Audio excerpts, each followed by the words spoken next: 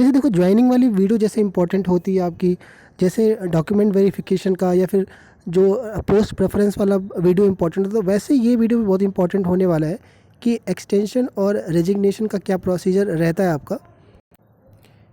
इस वीडियो के अंदर हम 3 पॉइंट्स पर बात करेंगे। पहला ये कि अगर आप किसी पोस्ट को ज्वाइन करके, जैसे देखो अभी एमटीएस का ज्वाइनिंग चल रहा है, या फिर आप सीजीएल 2020 के थ्रू ज्वाइन करके आप छोड़ करके 21 ज्वाइन करोगे, या फिर सीजीएल 22 में अच्छी वैकेंसी है या कई लोगों को लो ग्रेड पे मिला है, हाई ग्रेड पे की तरफ आगे मूव करोगे, तो उसका क्या प्रोसीजर रहने वाली है। कोई दिक्कत तो नहीं आती है ज्वाइन करके छोड़ने में, क्योंकि होता है कई बार कि एमटीएस आप 2 महीने 3 महीने ज्वाइन करके ही छोड़ो, या कई लोग 1 महीने के लिए भी सोचते हैं, तो कहीं प्रॉब्लम तो क्रिएट नहीं होगी नई पोस्ट ज्वाइन करने में।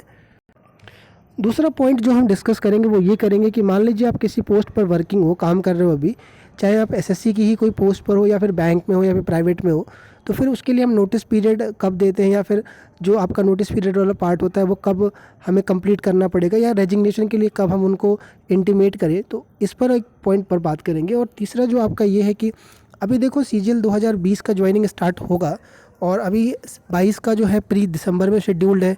मेंस लोगों को टेंशन हो रही है कि कहीं मेंस ना अटक जाए ज्वाइनिंग से पहले।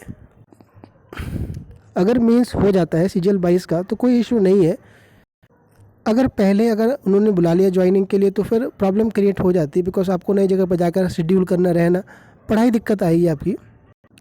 दूसरा ये है कि अभी सीजीएल 2022 में वैकेंसी अच्छी दिख रही है, तो एक हाई ग्रेड पे लेने का एक अच्छा मौका देखने को मिल रहा है। अब हम आगे बढ़ने से पहले आपसे रिक्वेस्ट करेंगे कि जो लोग भी वीडियो सुन पा रहे होंगे, आपसे रिक्वेस्ट यही है कि यार चैनल पे यार सब्सक्राइबर के सपोर्ट की ज़रूरत है। आप लंबे टाइम से अगर फॉलो कर रहे हो तो यार आपको मैं बता दूं कि आगे चैनल को आगे ले जाने में सब्सक्राइबर की बहुत बड़ा इंपॉर्टेंट रोल प्ले करता है आपका। तो यार अगर आप कमेंट करते हो या फिर लाइक भी दबा रहे हो तो एक बार सब्सक्राइब करके ही आप करिएगा, बिकॉज इससे चैनल का ना जो ग्रो है वो रुका हुआ है। तो अगर आपको लगता है कि चैनल आगे बढ़ना चाहिए तो प्लीज़ आपसे रिक्वेस्ट है कि इस पर थोड़ा ध्यान दीजिएगा, शेयर भी कर दीजिएगा लोगों तक।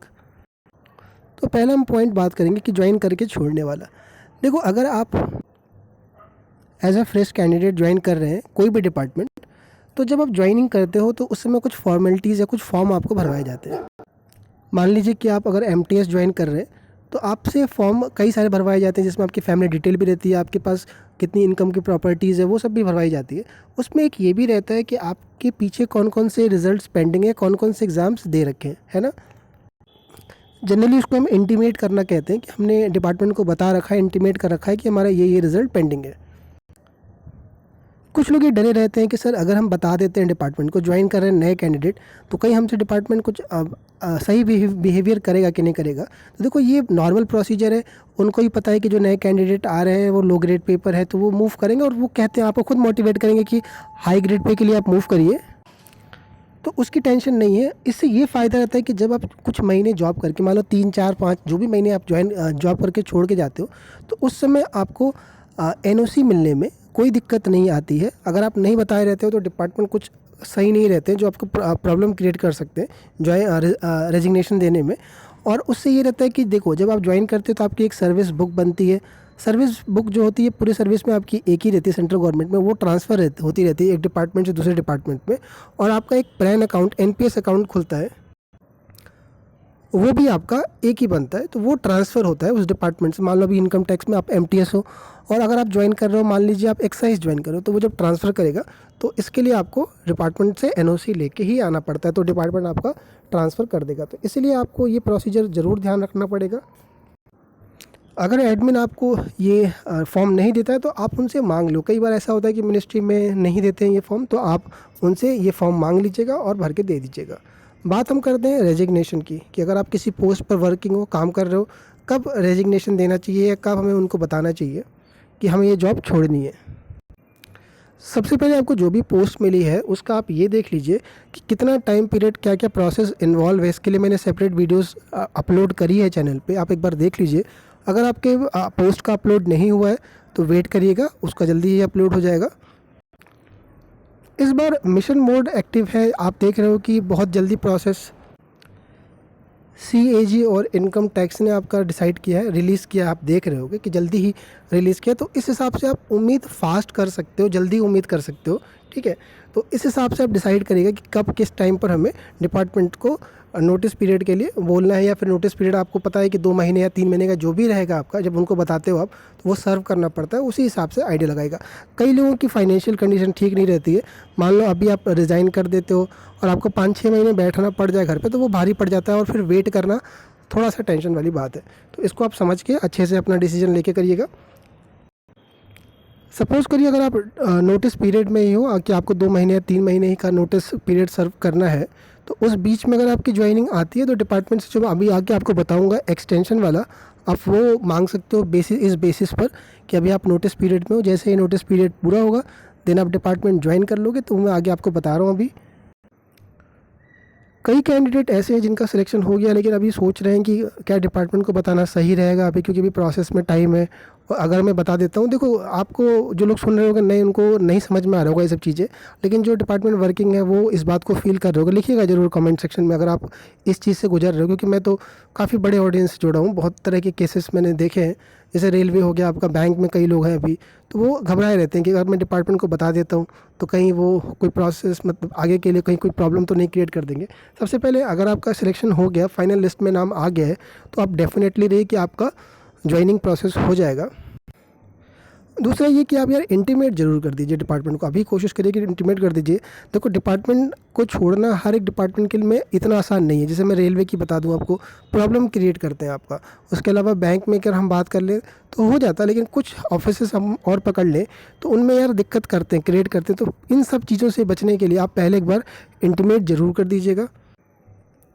जहाँ पर बॉन्ड वाला हिसाब है देख लेना एक बार, कई बैंक वालों का है आपका हिसाब, एक ह्यूज अमाउंट आपको पे करना पड़ेगा, उसका भी आपको अरेंजमेंट करना पड़ सकता है।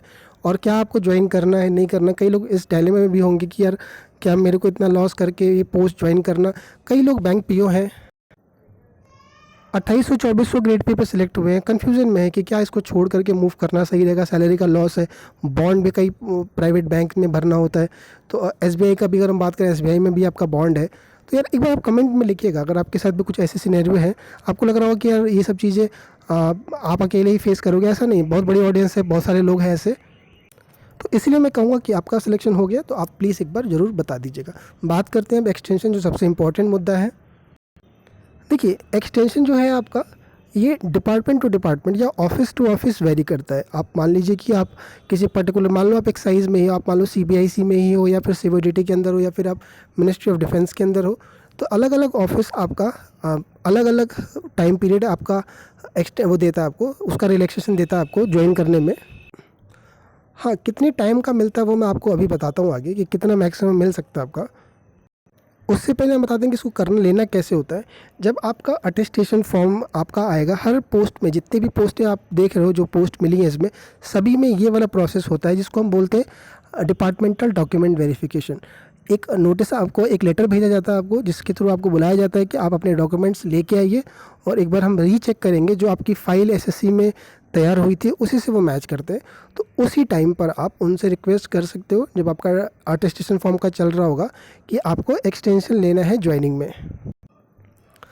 आपको जब ये प्रोसेस होता है, क्योंकि उसके बाद आपका ज्वाइनिंग लेटर रिलीज़ कर दिया जाता है, तो आपको बताया जाएगा कि ये प्रोसीजर है, या तो आप मेल कर दीजिए या फिर आपको बताया जाएगा कि आप एक एप्लीकेशन ब्लैंक पेपर पे लिख करके, और आपके जो भी रीज़न है, जो भी कारण है क्यों लेना चाह रहे हैं, आप उसको आपका जो अपॉइंटिंग अथॉरिटी है या फिर जो हायर अथॉरिटी जो आपका डॉक्यूमेंट वेरिफिकेशन करेगा, अगर आप इंस्पेक्टर पोस्ट पर हो तो सुपरिटेंडेंट होगा, अगर आप ऑडिटर या अकाउंटेंट हो गए तो आपका अकाउंट ऑफिसर होगा, और फिर आपको उनको ये मूव करना होता है इसके रिगार्डिंग, और आप उनको रिक्वेस्ट करते हो। ये बात करते हैं, देखो क्या है, वैसे देखो 6 महीने का रूल होता है कि आपका जब अपॉइंटमेंट लेटर यूज़ हुआ, मतलब इशू किया गया, उससे 6 महीने का डेट रहता है। अगर आप 6 महीने के भीतर ज्वाइन नहीं करते हो, अगर एक्सटेंशन मिलता है 6 महीने का, तो आपकी जो कैंडिडेचर है वो ऑटोमेटिकली कैंसिल हो जाता है। बात करते हैं कि क्या ये 6 महीने का इशू करते हैं। पहली बात देखो, जब आपको अटेस्टेशन फॉर्म रिलीज़ करा जाता है, कुछ डिपार्टमेंट वहाँ नीचे लिखे रहते हैं कि आपको एक्सटेंशन नहीं दिया जाएगा, ठीक है, ग्रांट नहीं होगा। लेकिन फिर भी मैं आपको बताऊँ, मैंने आपको जो बताया है कि हर ऑफिस टू ऑफिस ये वेरी करता है, तो 2 महीने से लेकर के 6 महीने तक का जो टाइम पीरियड रहता है ये जनरली मिल जाता है। जनरली 2 महीने का तो दे ही देते हैं आपको, ठीक है। और 2 महीने का लेने के लिए या फिर 6 महीने का जो भी लेने का प्रोसीजर है, सभी डिपार्टमेंट का सेम है, या तो मेल करिए या तो आप लेटर लिखिएगा। एक डाउट ये भी रहता है कि सर क्या ग्राउंड हम क्या रखें आपका, तो ग्राउंड आप जो भी आपको समझ आए, जो भी आपको ठीक लगे, आप जेन्युइन ग्राउंड ही रखिएगा। कई बार ऐसा होता है कि हम कुछ और ऐसा ग्राउंड रख देते हैं कि सर हमारी शादी होने वाली है, ऐसा कुछ है नहीं। तो आप एक बार समझ करके अच्छे से उसका एक्सटेंशन के लिए जनरली मिल जाता है, कोई परेशान होने की इतनी ज़रूरत नहीं है आपको। एक बड़ा इंपॉर्टेंट पॉइंट रहता है कि सर क्या एक्सटेंशन लेना सही है या गलत है, ये एक इम्पॉर्टेंट डिसीजन रहता है आपका। देखो एक चीज़ मैं आपको बताऊं कि सपोज़ करो आप सीजीएल में ऑडिटर पोस्ट पर सीएजी में सेलेक्ट हो गए हो, या फिर आप किसी भी पोस्ट पर सेलेक्ट हो गए हो और आप एक्सटेंशन ले रहे हो,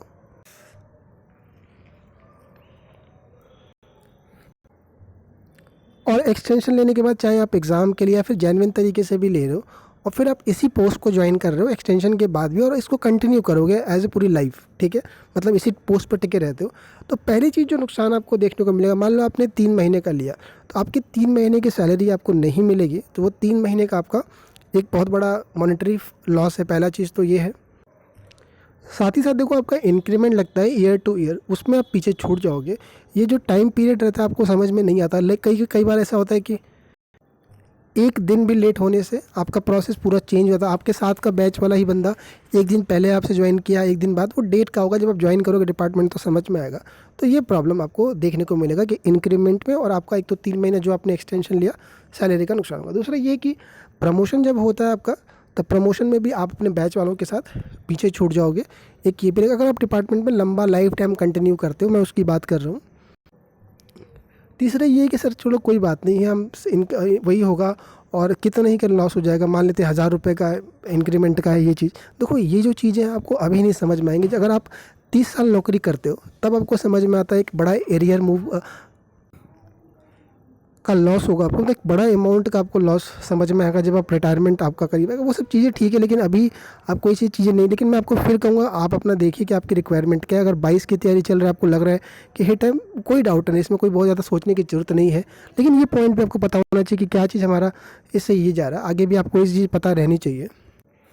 अच्छा, कुछ डिपार्टमेंट आपको ये कह सकते हैं कि आप ऐसा करो कि ज्वाइन कर लो और आप अर्न विदाउट लीव ले लो, आप EOL ले लो, कुछ ऐसी चीज़ें भी रहती हैं आपके पास। तो उस चीज़ को एक बार आप समझ लीजिएगा, बिकॉज वो जो चीज़ होती है आपके लिए वो सर्विस के लिए काउंट नहीं करी जाती, मतलब सर्विस के लिए अच्छी नहीं मानी जाती आपकी। तो कोशिश करिएगा उन सब चीज़ों से बचने के लिए, लेकिन आप ट्राई करिए कि आप पहले एक्सटेंशन ले लीजिए एंड देन आप उसका ज्वाइन करने की सोच सकते हो। अगर 6 महीने का इकट्ठे नहीं मिल रहा तो आप 2 महीने का ले लीजिए, फिर उसके बाद 2 महीने के बाद आप फिर कोई ग्राउंड लगा सकते हो कि अभी चाहे हेल्थ की चाहे कोई भी है, 2 महीने का और एक्सटेंड करवा सकते हो आप, ठीक है। बाकी डिपेंड आपके उस पर रहता है, हायर अथॉरिटी पे रहता है, उनका क्या है, बाकी कर देते हैं आपको। मैं बताऊँ मिल जाता है, जिस डिपार्टमेंट की अगर हम बात करें तो आपको ईजिली मिल जाएगा। प्रिपरेशन करते रहिए, कोई डाउट है तो आप कमेंट में पूछिएगा। टेलीग्राम चैनल का नीचे लिंक दिया है, इसको ज्वाइन कर लीजिएगा और चैनल को जरूर सब्सक्राइब कर लीजिएगा यार।